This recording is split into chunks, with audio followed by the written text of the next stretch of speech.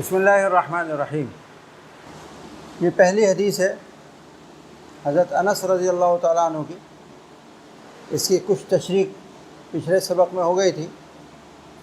ہم نے بتایا تھا کہ اس حدیث میں اختصار ہے کہ جب مسلمانوں کو 5 وقت کی نمازوں کے لیے بلانے کا مشورہ ہوا تو کسی نے آگ کا مشورہ دیا، کسی نے ناقوس کا مشورہ دیا، کسی نے بھوک کا مشورہ دیا، تو پھر اس کے بعد طے ہوا کہ فی الحال اعلان کر دیا جائے الصلاۃ جامعہ کا۔ پھر حضرت عبداللہ ابن زید ابن عبد ربی نے خواب دیکھا اور رسول اللہ صلی اللہ علیہ وسلم کو آ کر سنایا، تو آپ نے فرمایا کہ انہا لرؤیا حق، یہ تو خواب من جانب اللہ ہے، سچا ہے۔ اور پھر اس کے بعد یہ سارا اختصار ہے، یہاں پر ذکر نہیں ہے۔ اس کے بعد فامر بلال یا فامر بلال، حضرت بلال کو حکم دیا گیا ان یشفع الاذان، کہ وہ اذان کو شفع شفع کہیں، ویوتر الاقامہ، اور اقامت کو طاق عدد میں کہیں، یعنی اذان کے کلمات 2 مرتبہ، اس کے بعد اس کا لفظی ترجمہ ہے یعنی یشفع الاذان، اذان کے کلمات کو شفع کہیں یعنی 2 مرتبہ کہیں، ویوتر الاقامہ، اور اقامہ کے الفاظ کو طاق مرتبہ کہیں یعنی 1 مرتبہ کہیں۔ یہاں پر میں نے آپ کو پچھلے سبق میں بتایا تھا کہ اذان کے کلمات کتنے ہیں اور اقامت کے کلمات کتنے ہیں، اس میں فقہا کے درمیان اختلاف ہے، ائمہ مجتہدین کے درمیان اس مسئلے میں اختلاف ہے۔ امام اعظم کے نزدیک کلمات اذان 15 ہیں، اور امام مالک رحمۃ اللہ علیہ کے نزدیک کتنے ہیں؟ 17، اور امام شافعی رحمۃ اللہ علیہ کے نزدیک کتنے ہیں؟ 19۔ سمجھ رہی بات؟ اقامت کے کلمات میں بھی اختلاف ہے۔ امام مالک رحمۃ اللہ علیہ کے نزدیک 10 ہیں، کلمات اقامت امام مالک کے نزدیک کتنے ہیں؟ 10۔ وہ یہ کہتے ہیں کہ تمام کلمات اقامت کے وہ 1 دفعہ ہیں، اور قد قامت الصلاۃ بھی 1 دفعہ ہے۔ قد قامت الصلاۃ بھی کیا ہے؟ 1 مرتبہ۔ اور امام شافعی اور امام احمد کے نزدیک کلمات اقامت 11 ہیں۔ وہ کہتے ہیں دیگر کلمات اقامت تو 1 مرتبہ ہیں، لیکن قد قامت الصلاۃ 2 مرتبہ ہے۔ کتنے ہو گئے؟ 11۔ اور امام اعظم رحمۃ اللہ علیہ کے نزدیک کلمات اقامت 17 ہیں، 15 کلمات اذان اور اس میں 2 قد قامت الصلاۃ کا اضافہ، کتنے ہو گئے؟ 17۔ یعنی جتنے کلمات اذان ہیں اتنے اقامت میں سارے کے سارے ہیں، اور اضافہ اس میں کس کا ہے؟ قد قامت الصلاۃ 2 مرتبہ کا اضافہ ہے، تو 17 کلمات ہوتا ہے۔ یہ اختلاف ہے کلمات اذان اور کلمات اقامت میں۔ سمجھ میں آ گئی بات؟ یہ اختلاف کیوں ہوا ہے؟ اس اختلاف کی وجہ کیا ہے؟ اس اختلاف کی وجہ یہ ہے کہ احادیث کے الفاظ میں اختلاف ہے۔ اس باب میں آنے والی ایک حدیث تو یہی ہے جو آپ نے پڑھی کہ امر بلال ان یشفع الاذان ویوتر الاقامہ، کہ حضرت بلال کو یہ حکم دیا رسول اللہ صلی اللہ علیہ وسلم نے کہ اذان کے کلمات 2 مرتبہ کہیں اور اقامت کے کلمات 1 مرتبہ کہیں۔ سمجھ گئی بات؟ دوسرا روایت اس بارے میں جو آتی ہے وہ حضرت ابو محذورہ رضی اللہ تعالیٰ عنہ کی روایت ہے۔ وہ فرماتے ہیں کہ علمنی رسول اللہ صلی اللہ علیہ وسلم، مجھے رسول اللہ صلی اللہ علیہ وسلم نے تعلیم فرمائی تھی اذان 19 کلمہ، 19 کلمات تھے اس کے اذان میں، اور 17 کلمات تھے اقامت میں۔ دوسری روایت کیا آتی ہے کہ حضرت ابو محذورہ رضی اللہ تعالیٰ عنہ، یہ مکہ کے مؤذن تھے، یہ فرماتے ہیں کہ مجھے رسول اللہ صلی اللہ علیہ وسلم نے اذان کے کلمات تعلیم فرمائے، 19 کلمات کس میں؟ اذان میں، جیسے امام شافعی کہتے ہیں، اور 17 کلمات اقامت میں، جیسے امام اعظم کہتے ہیں۔ 2 روایتیں ہو گئیں۔ کتنی روایتیں ہو گئیں؟ 2 روایتیں۔ تیسری روایت وہ ہے حضرت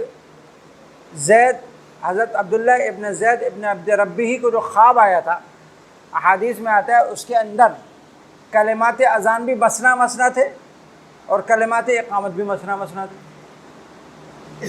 اس روایت میں کیا آتا ہے؟ کلمات اذان مثنا مثنا، کلمات اقامت مسنا مسنا، سمجھ رہی بات؟ اور امام طحاوی نے ایک حدیث تخریج فرمائی ہے کہ رسول اللہ صلی اللہ علیہ وسلم کی وفات کے بعد حضرت بلال نے جو اذان دی تو کان اذان بلال مسنا مسنا، کہ حضرت بلال کی اذان اس وقت مسنا مسنا تھی اور اقامت بھی مسنا مسنا تھی۔ بات سمجھ میں آ رہی ہے نہیں آ رہی؟ یہ روایت بھی آتی ہے۔ ان تمام روایات کو اختلاف دیکھیں تو الفاظ میں کیا ہے؟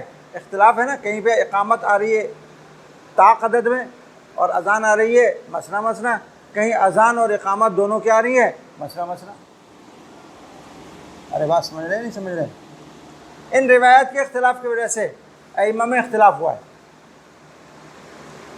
امام شافعی رحمۃ اللہ علیہ نے اذان کے باب میں حضرت ابو محذورہ کی روایت کو ترجیح دی ہے، اسے اختیار کیا۔ حضرت ابو محذورہ کی اذان میں کتنے کلمات تھے؟ 19 کلمات اس لیے تھے حضرت ابو محذورہ کی اذان میں کہ وہ ترجیح فرماتے تھے۔ ترجیح سمجھتے ہو؟ یعنی شہادتین جو اذان میں ہیں ان کو پہلے آہستہ اور پھر زور سے، اس لیے 19 کلمات بن جاتے ہیں۔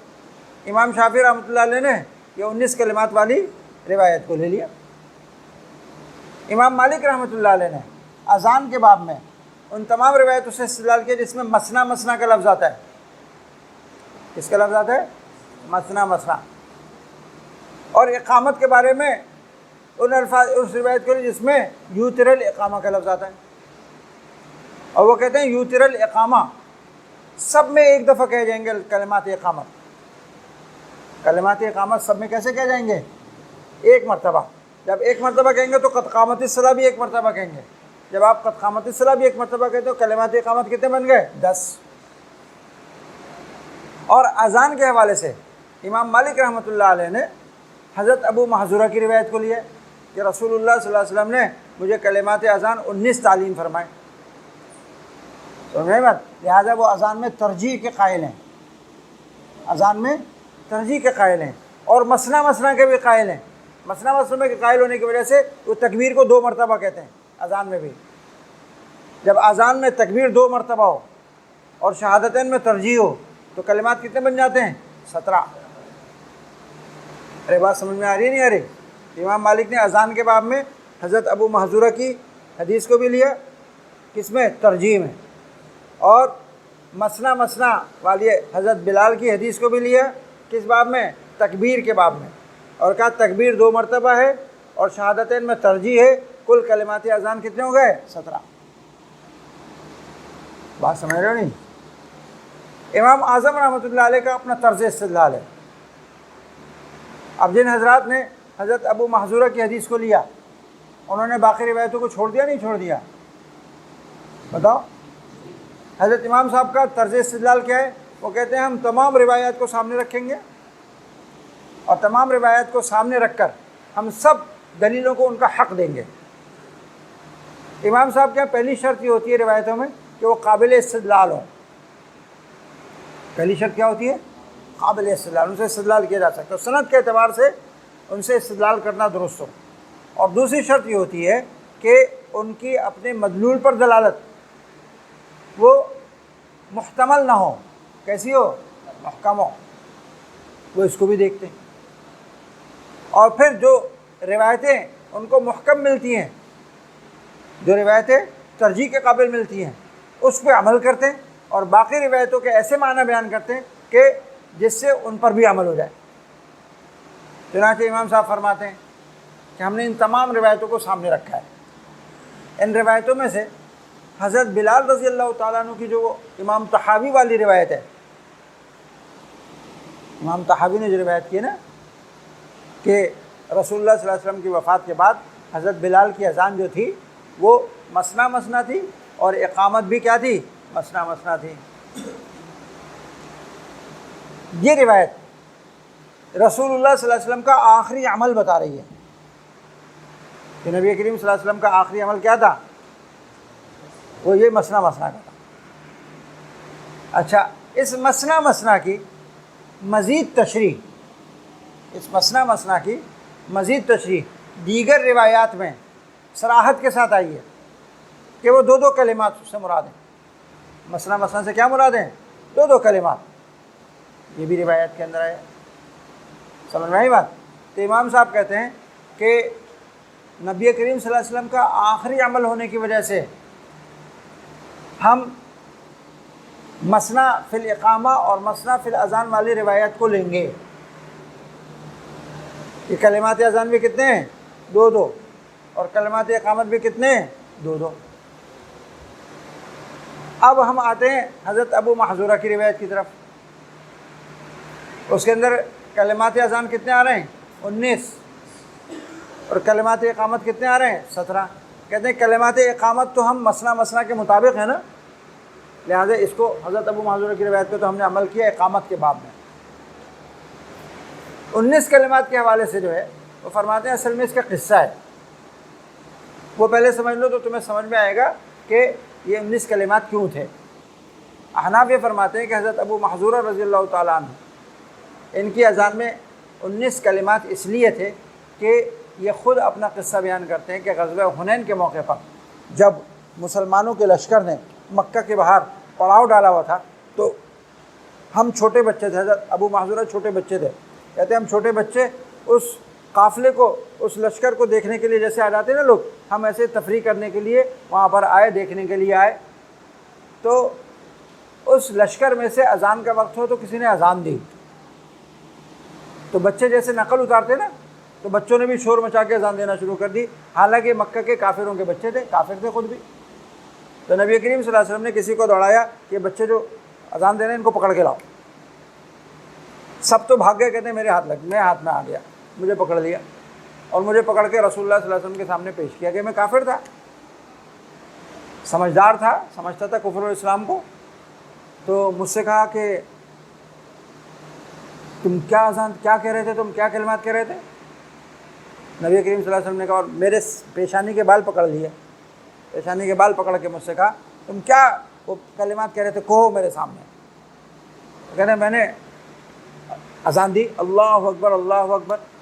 اچھا یہاں پر تو کسی قسم کا کوئی کافروں کا بھی عقیدہ تھا نا اللہ اکبر کا، مشرکین مکہ بھی اللہ اکبر کہتے تھے، مسلمان بھی کہتے تھے، یہ تو کہتے ہیں میری عقیدے کے مطابق تھا، میں نے زور زور سے کہا۔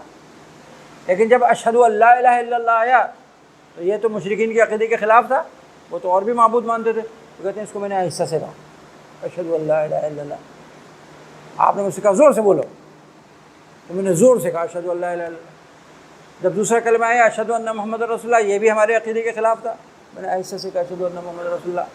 تو آپ نے فرمایا زور سے بولو، میں نے پھر زور سے بولا۔ یہ زور سے 2 دفعہ کہلوانے کا نتیجہ یہ ہوا، اس کی برکت یہ ہوئی کہ اللہ پاک نے اسلام اور ایمان میرے دل میں داخل کر دیا اور میں مسلمان ہو گیا۔ تو نبی کریم صلی اللہ علیہ وسلم نے مجھ سے فرمایا کہ اب تم مکہ میں اذان دینا، مکہ کا موضع مقرر کر دیا۔ امام صاحب فرماتے ہیں یہ جو 19 کلمات وہ کہتے تھے نا، یہ ان کا غلبہ حال تھا، کیونکہ اس ترجیح کی وجہ سے ان کو ایمان ملا تھا، تو وہ اس کو چھوڑنا نہیں چاہتے تھے اور اس پر عمل کرنا چاہتے تھے، اور رسول اللہ صلی اللہ علیہ وسلم نے بھی اس کی اجازت دی تھی، آپ نے اس کی اجازت دی تھی ان کی اس خاص حالت کی وجہ سے۔ اور قرینہ اس کا یہ ہے کہ حضرت ابو محذورہ نے جہاں ترجیح کے کلمات کو آخری دم تک نہیں چھوڑا، وہاں ان بالوں کو بھی آخری دم تک نہیں کٹوایا جو رسول اللہ صلی اللہ علیہ وسلم نے پکڑے تھے، ساری زندگی یہ بال نہیں کٹوائے جو پیشانی کے بال تھے، اور کہتے تھے ان بالوں پہ رسول اللہ صلی اللہ علیہ وسلم نے اپنا دست مبارک لگایا ہے، اس کی برکت سے مجھ کو ایمان ملا ہے، لہٰذا اس کو میں نہیں کٹواؤں گا۔ تو یہ قرینہ اس بات کا کیا ہے کہ یہ ان کا غلبہ حال تھا، ایک کیفیت تھی، اس کیفیت کی وجہ سے وہ ترجیح کیا کرتے تھے، اور رسول اللہ صلی اللہ علیہ وسلم نے ان کو اجازت دے دی تھی۔ تو غلبہ حال جیسے میں نے آپ کو پہلے بتایا تھا کہ یہ نہ قابل استدلال ہوتا ہے اور نہ نقیر کے اور مذمت کے قابل ہوتا ہے، اسے استدلال آپ نہیں کر سکتے۔ بات سمجھ میں آئی یا نہیں سمجھے؟ لہٰذا حضرت ابو محذورہ کے کلمات اذان 19 ان کی ایک خاص کیفیت کی وجہ سے تھے، اور 17 کلمات پہ تو ہم عمل کرتے ہی ہیں کیونکہ وہ مطابق ہیں کس کے؟ مثنا مثنا کے، اور کانت الاقامت و مثنا مثنا کے مطابق ہے، صحیح ہے۔ اب تیسری حدیث رہ گئی، کون سی؟ ان یشفع الاذان ویوتر الاقامہ، کہ حضرت بلال کو حکم دیا گیا کہ اذان کے کلمات شفا شفا کہیں اور اقامت کے کلمات ایتار کے ساتھ طاقت میں کہیں۔ اس پہ کیسے عمل کریں گے؟ حضرت انس کہتے ہیں ہم عمل کریں گے اس کے اوپر، وہ ایسے کہ اس کے اندر کلمات کا تعداد شفا اور ایتار میں نہیں بتائی گئی ہے، بلکہ سانس بتائے گئے کہ اذان کے کلمات دو دو سانس میں بولو الگ الگ، اور اقامت کے دو کلمات ایک سانس میں بولو، اقامت کے دو کلمات ایک سانس میں، تو ایتار فی الاقامہ ہو گیا، اور یشفع الاذان، اذان کے دو کلمات دو سانس میں، تو اس میں نفس کا بیان ہے، کلمات کا بیان نہیں ہے، سانسوں کا بیان ہے۔ اس حدیث میں کس کا بیان ہے؟ سانس کا، کلمات کا بیان نہیں ہے۔ اسی لیے احناف کہتے ہیں کہ مستحب یہ ہے کہ کلمات اقامت جب کہے جائیں نا تو تکبیر ایک سانس میں کہی جائے، سمجھ میں آئی بات؟ اشہدو ان لا الہ الا اللہ، اشہدو ان لا الہ الا اللہ ایک سانس میں کہا جائے، اشہدو ان محمد رسول اللہ، اشہدو ان محمد رسول اللہ ایک سانس میں، حی علی الصلاۃ، حی علی الصلاۃ ایک سانس میں، حی علی الفلاح، حی علی الفلاح ایک سانس میں، سمجھ میں آئی بات؟ قد قامت الصلاۃ کہتے ہیں دو سانس میں کہا جائے، کیونکہ ایک روایت میں الا الاقامہ کا استثناء آیا ہے، ان یوتر ان یشفع الاذان و یوتر الاقامہ، اور ایک روایت میں ہے کانت ان یوتر الاقامہ الا الاقامہ، اس میں کس کا استثناء ہے؟ الا الاقامہ، کہ اقامہ جو ہے اس کو ایک سانس میں نہیں کہیں گے، اس کو کس میں کہیں گے؟ دو سانس میں، قد قامت الصلاۃ، قد قامت الصلاۃ یہ دو سانس میں کہا جائے گا، پھر اللہ اکبر ایک سانس میں، اور لا الہ الا اللہ ایک سانس میں۔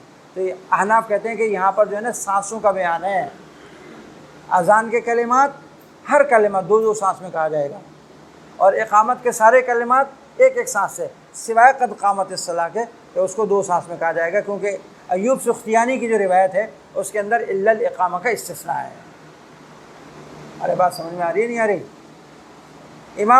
امام مالک رحمۃ اللہ علیہ فرماتے ہیں کہ الا الاقامہ کا جو استثناء ہے نا وہ میں نہیں مانتا، کیوں؟ اس لیے کہ یہ ایوب سختیانی کا تفرد ہے، وہ کیا کہتے ہیں؟ یہ ایک ہی راوی ہے، ایوب سختیانی اس کو روایت کرتے ہیں الا الاقامہ کا، باقی راوی الا الاقامہ کو روایت نہیں کرتے، لہٰذا سارے کلمات اذان ایک ہی مرتبہ ہے، قد قامت الصلاۃ بھی ایک مرتبہ ہے، اور اس طریقے سے کلمات اقامت جو ہے وہ 10 بن جائیں گے۔ ارے بات سمجھ میں آ گئی؟ تو احناف نے ساری روایتوں کو لیا، ان سب کو کیا کیا؟ ان کا حق دیا، ان پر عمل کیا، ترجیح کس کو دی؟ رسول اللہ صلی اللہ علیہ وسلم کی حیات طیبہ کی سب سے آخری روایت کو۔ ہمارے مشائخ میں سے علامہ شبیر احمد عثمانی رحمۃ اللہ علیہ نے فرمایا کہ ان تمام روایتوں کے مجموعے سے معلوم ہوتا ہے کہ رسول اللہ صلی اللہ علیہ وسلم نے اذان و اقامت کے یہ دونوں طریقے جو ائمہ کے یہاں رائج ہیں یہ سب تعلیم فرمائیں، یہ سارے طریقے سے ہیں، اذان کے کلمات دو دو مرتبہ ہوں، اقامت کا کلمہ ایک ایک مرتبہ ہو، ایک ایک دفعہ ہو، یہ بھی طریقہ تعلیم فرمایا، اور اذان کے کلمات دو دو مرتبہ ہوں، کلمات اقامت دو دو مرتبہ ہو، یہ بھی تعلیم فرمایا، ترجیع ہو، اذان کے اندر کیا ہو؟ ترجیع، یہ بھی تعلیم فرمایا، اور یہ کہنا کہ یہ حضرت ابو محذورہ کی خصوصیت تھی، یہ بات درست نہیں ہے۔ بعض احناف نے کہا نا کہ تو ان کی خصوصیت تھی، غلبہ حال تھا، ہمارے مشائخ میں سے علامہ عثمانی فرماتے ہیں یہ بات درست نہیں ہے، اس لیے کہ جو قبا کے مؤذن تھے حضرت سعد القرظ، وہ بھی تو ترجیح کیا کرتے تھے، حضرت سعد القرظ ترجیح کیا کرتے تھے، تو رسول اللہ صلی اللہ علیہ وسلم نے ان کی اجازت دی ہوگی جب بھی تو کرتے، تو معلوم ہے ترجیح کی بھی اجازت دی تھی آپ نے، بغیر ترجیح بھی اذان پر دلوائی ہے آپ نے، دو دفعہ دو کلمات کے ساتھ بھی اقامت کہلوائی ہے، ایک کلمہ کے ساتھ بھی اقامت کہلوائی ہے، یہ ساری صورتیں مشروع ہیں، یہ ساری صورتیں کیا ہیں؟ مشروع ہیں، اور مختلف طریقوں سے اذان اور اقامت رسول اللہ صلی اللہ علیہ وسلم کی اجازت سے مدینے میں دی جاتی رہی ہے، مکے میں دی جاتی رہی ہے، لہٰذا ہم یہ نہیں کہہ سکتے کہ کوئی طریقہ صحیح اور کوئی غلط، سارے طریقے صحیح ہیں۔ البتہ ان تمام طریقوں میں سب سے آخری طریقہ جو ہے کہ امام طحاوی نے روایت کیا ہے جو وفات کے وقت جاری تھا، وہ قابل ترجیح ہوگا، کیوں؟ نبی کریم صلی اللہ علیہ وسلم کے جب ایک ہی معاملے کے اندر متعدد طریقے منقول ہوں تو الآخر فالآخر پر عمل کیا جاتا ہے۔ کیا ہوتا ہے؟ اگر متعدد طریقوں سے ایک کام آپ صلی اللہ علیہ وسلم نے اپنی زندگی میں فرمایا ہے تو ترجیح کس کو دی جاتی ہے؟ آخری، زندگی کا آخری طریقہ آپ کا کیا تھا اس کو ترجیح دی جاتی ہے، اور آخری طریقہ امام طحاوی کی روایت سے پتہ چل گیا کہ مسنا اذان میں بھی اور مسنا اقامت میں بھی، لہٰذا ہم اس کو ترجیح دیں گے۔ یہ تقریر کس کی ہے؟ امام علامہ شبیر احمد عثمانی رحمۃ اللہ علیہ کی۔ یہ تقریر بھی تمام روایات کو جامع بن جاتی ہے نا، اس میں بھی ساری روایتوں پہ عمل ہو جاتے ہیں نہیں. وہ کہتے ہیں وہ طریقہ بھی صحیح ہے، وہ طریقہ بھی صحیح ہے، وہ طریقہ بھی. کسی کی تعویل کرنے کی ضرورت نہیں، کوئی یہ کہنے کی ضرورت نہیں کہ جی یہ حضرت ابو محذورہ کی خصوصیت تھی، یہ کہنے کی ضرورت نہیں. آپ نے اجازت دی اپنی زندگی میں، مختلف جگہوں پہ ترجیح کے ساتھ اذان ہوئی ہے مکہ کے علاوہ بھی، لہٰذا یہ سب تعویلیں کرنے کی ضرورت نہیں. بتا دو کہ یہ سارے طریقے صحیح ہیں، اس طریقے سے اذان دو یہ بھی صحیح ہے، اس طریقے سے اقامت کو یہ بھی صحیح ہے. افضل کون سا ہے، راجح کون سا ہے، اس کا فیصلہ کرنا ہے. تو یہ تو وہی فیصلہ ہوگا کہ رسول اللہ صلی اللہ علیہ وسلم کا جو آخری عمل ہے وہ جو ہوگا وہی افضل ہوگا، وہی راجح ہوگا. اور وہ امام طحاوی کی روایت سے کیا پتہ چل گیا؟ افضل عمل کون سا ہے؟ مسنا مسنا اذان میں بھی اور مسنا مسنا اقامت میں بھی، اس لیے احناف اس کو ترجیح دیتے ہیں. سمجھ میں آ گئی بات اچھی طرح کہ میں نے پوری آپ کو اقامت اور اذان کی پورے مسائل کی تفصیل بتا دی. حضرت بلال رضی اللہ تعالیٰ عنہ سے روایت ہے کہ رسول اللہ صلی اللہ تعالیٰ علیہ وسلم نے فرمایا مجھے کہ لا تصوبن فی شیء من الصلوات، کسی بھی نماز کے اندر تصویب نہیں کرنا، تصویب نہیں کرنا، ہرگز تصویب نہیں کرنا، تاکید کے ساتھ ہے. الا فی صلاۃ الفجر، سوائے فجر کی نماز کے، فجر کی نماز کے علاوہ کسی بھی نماز میں تصویب نہیں کرنا. تصویب کے معنی کیا ہوتے ہیں؟ تصویب کے ایک معنی تو یہ ہوتے ہیں کہ نماز کے واسطے بلانے کے لیے دعوت دینا، نماز کے لیے دعوت دینا کہ آ جاؤ نماز کے لیے، آ جاؤ نماز کے لیے، آ جاؤ نماز کے لیے. اور اس کے ایک کلمہ تو اذان میں مشروع ہے، فجر کی اذان میں، یعنی الصلاۃ خیر من النوم، سمجھ میں آئی بات؟ اور دوسرا یہ کہ آدمی اپنے الفاظ میں بولے الصلاۃ جامعہ، الصلاۃ قائمہ، حلم الی الصلاۃ، یہ اعلان کرے. تصویب میں دونوں شامل ہیں، دونوں کو تصویب کہتے ہیں. جو الصلاۃ خیر من النوم کا تصویب کا جملہ ہے، یہ اذان کے اندر، فجر کی اذان کے اندر اس کو کہنا مسنون ہے. حدیثی دلیل ہے کہ رسول اللہ صلی اللہ علیہ وسلم نے حضرت بلال کو فرمایا کہ الصلاۃ خیر من النوم سوائے فجر کی اذان کے کسی اذان میں نہیں کہنا.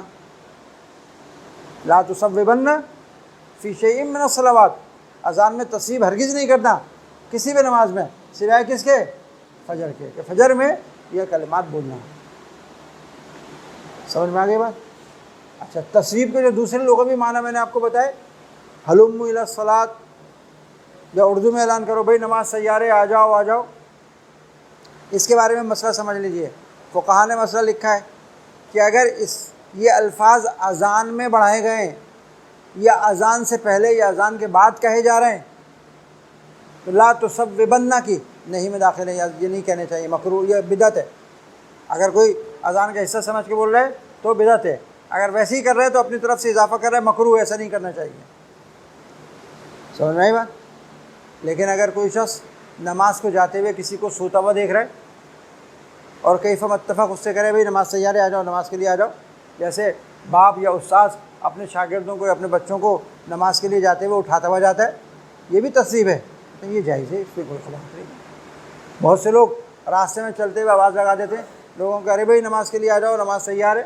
آپ نے دیکھا ہوگا نا، بہت سے لوگ کہتے ہوئے آتے ہیں، یہ جائز ہے. باقی لاؤڈ اسپیکر پہ کھڑے ہو کے اعلان کرنا کہ نماز کے لیے آ جاؤ، نماز تیار ہے، اتنی دیر رہ گئی، یہ تصویب جائز نہیں ہے، یہ مکروہ کراہت سے خالی نہیں ہے، اس سے منع کیا گیا.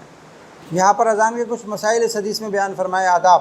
نبی کریم صلی اللہ علیہ وسلم نے حضرت بلال سے کہا تھا کہ جب تم اذان دو فترسل، تو ٹھہر ٹھہر کے کہا کرو، اذان کے کلمات ٹھہر ٹھہر کے ادا کیا کرو. سمجھ رہے بات؟ اور جب آپ اقامت بولو تو فحدر، تو حدر جس طرح ہوتا ہے، یعنی جلدی جلدی کلمات اقامت کہہ دیا کرو. سمجھ میں آئی بات؟ جیسے ہم حدر پڑھتے ہیں نا، قرآن کریم جلدی جلدی پڑھتے ہیں، اس طریقے سے ادا کیا کرو. وجعل بین اذانک و اقامتک، اور اپنی اور اذان اور اقامت کے درمیان اتنا وقفہ دیا کرو، اتنی دیر کا وقفہ کیا کرو کہ کوئی کھانے والا کھانا کھا رہا ہے تو وہ کھا کے فارغ ہو سکے، کوئی پانی پینے والا پانی پی رہا ہے تو وہ پانی پی سکے، اور کوئی شخص استنجا کرنے گیا ہوا ہے تو وہ قضاء حاجت سے فارغ ہو کے آ سکے. ولا تقوموا، اور صحابہ کرام سے کہا کہ تم لوگ نماز کے لیے باجماعت نماز کے لیے کھڑے نہیں ہوا کرو حتی ترونی، جب تک کہ مجھ کو نہ دیکھ لو. جب مجھے آتا ہوا دیکھ لو اس وقت کھڑے ہو، میرے آنے سے پہلے کھڑے ہونے کا فائدہ نہیں ہے۔ سمجھ میں آئی بات؟ حضرت زیاد بن الحارث سدائی فرماتے ہیں کہ رسول اللہ صلی اللہ علیہ وسلم نے مجھے حکم دیا کہ میں اذان دوں فجر کی نماز کی، میں نے اذان دے دی۔ تو حضرت بلال نے اقامت نماز کے وقت کہنا چاہی، تو آپ نے فرمایا کہ بھئی یہ سدائی بھائی جو ہمارے آئے ہوئے انہوں نے اذان دی ہے، اور جس شخص نے اذان دی اسی کو اقامت کہنے دو۔ یہاں پر مسئلہ سمجھ لیجئے کہ دو روایتیں ہمیں ملتی ہیں۔ ایک روایت میں تو یہ ملتا ہے یہاں پر کہ رسول اللہ صلی اللہ علیہ وسلم نے فرمایا جو اذان دے وہی اقامت بھی کہے، صحیح ہے۔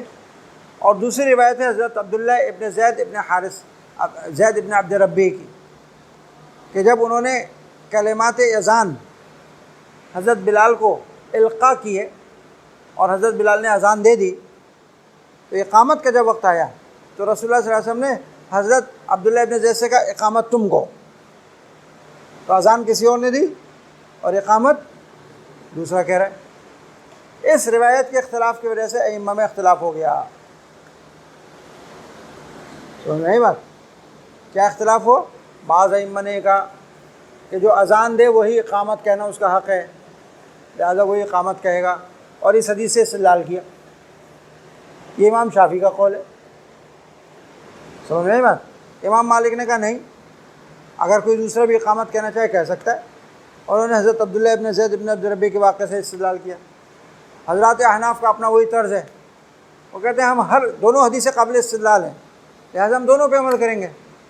انہوں نے فرمایا احناف کے نزدیک یہ ہے کہ اگر مؤذن کو اذان دینے کے بعد دوسرے کے اقامت کہنے سے تکلیف ہوتی ہے یا ناراضگی ہوتی ہے یا دل میں اس کے کچھ فرق محسوس ہوتا ہے تو پھر تو مؤذن ہی اقامت کہے، لیکن اگر اس کو محسوس نہیں ہوتی ہے بات اور وہ خوش دلی سے اجازت دیتا ہے کہ دوسرے اقامت دے دے تو وہ دوسرا بھی اقامت کہہ سکتا ہے۔ سمجھ رہے ہیں بات؟ تو حضرت بلال والے واقعے کو اور حضرت عبداللہ ابن زید والے واقعے کو یہ محمول کرتے ہیں کہ ان میں حضرت بلال کو ناراضگی کوئی نہیں تھی، انہوں نے اجازت دے دی، آپ کو معلوم تھا کہ ان کے ناراضگی نہیں ہوگی۔ یہ سدائی جو آئے ہوئے تھے زیاد ابن حارث سدائی، یہ تو مسافر آئے تھے اور انہوں نے واپس جانا تھا، ان کو اذان جو دلوائی تھی وہ تو تعلیم کے لیے دلوائی تھی۔ اب اگر ان سے اقامت نہ کہلواتے تو ان کو تھوڑا سا دل میں محسوس ہوتا کہ میں اقامت کی فضیلت سے کیا ہو گیا، محروم ہو گیا، ناراضگی کا اندیشہ تھا، اس لیے آپ صلی اللہ علیہ وسلم نے ان کی کہہ دیا کہ انہیں کو اقامت کہنے دو، لہذا دونوں روایتوں پر عمل کیا حضرات احناف نے۔